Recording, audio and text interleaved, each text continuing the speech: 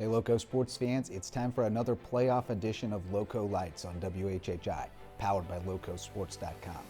And the number of teams repping the Loco is dwindling quickly, but we knew at least one Loco squad would come out alive because the Bluffton Bobcats and the May River Sharks ran back their rivalry Friday night in the Den, and it was a Donnybrook to end all Donnybrooks.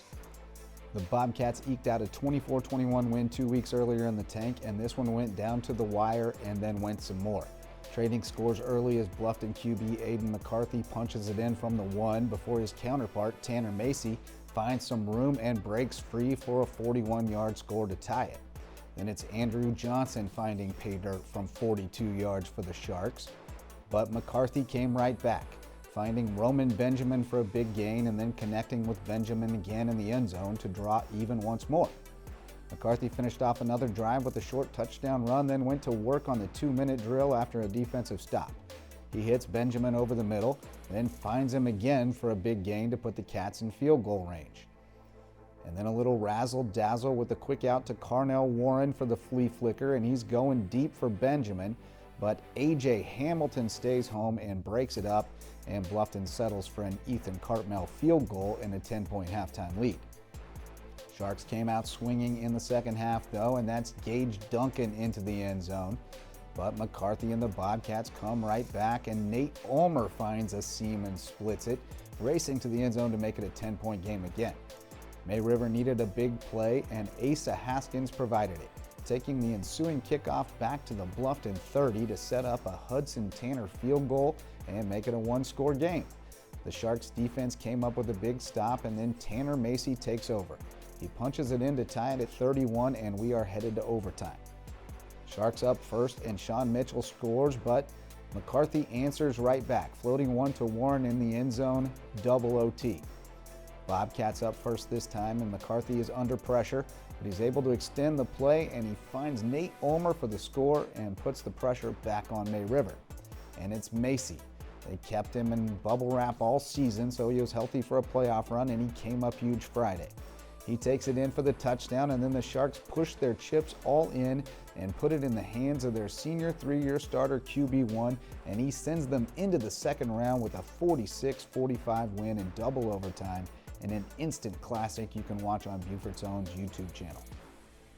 The Sharks aren't the only Loco team still alive in the Class 4A bracket, as BJ Payne's Hilton Head Seahawks survived a scare at home to beat Crestwood 19-17.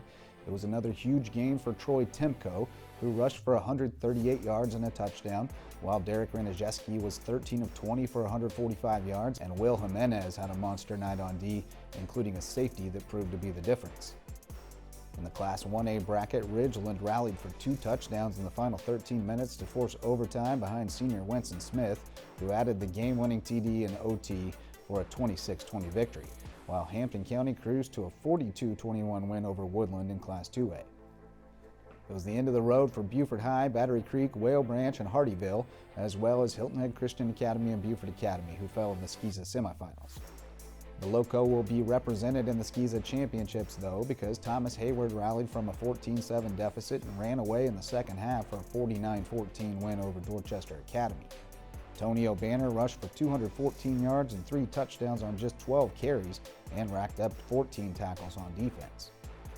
In other Loco football news, you might have seen former Hilton Head Seahawks star Poona Ford showing out in primetime last night for the Los Angeles Chargers, but you probably didn't catch another former Loco star's record-setting game on TV.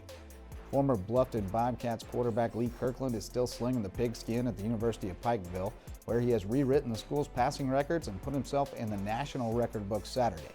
Kirkland went 41 of 47 passing for 646 yards and 11 touchdowns, both NAIA records, leading U-Pike to a 90-12 win over St. Andrews to close out the regular season.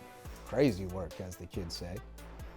And the May River girls volleyball team did some crazy work in the playoffs to reach its first state championship match, but the Sharks fell short Saturday against powerhouse Pickens. May River was 1 point away from closing out the third set and taking a 2-1 lead, but the Blue Flames stormed back to steal the swing set and rolled through the fourth to finish off the Sharks for their 16th state title. We'll talk more about that matchup when we're live at 9:30 p.m. tonight for the Lowco Sports Lowdown, and we'll look back on all the action under the Friday Night Lights and check in on other sports news around the Loco. So tune in to the Loco Media YouTube channel. For Lowco Sports and WHHI, I'm Justin Jarrett. Until next time, go Lowco.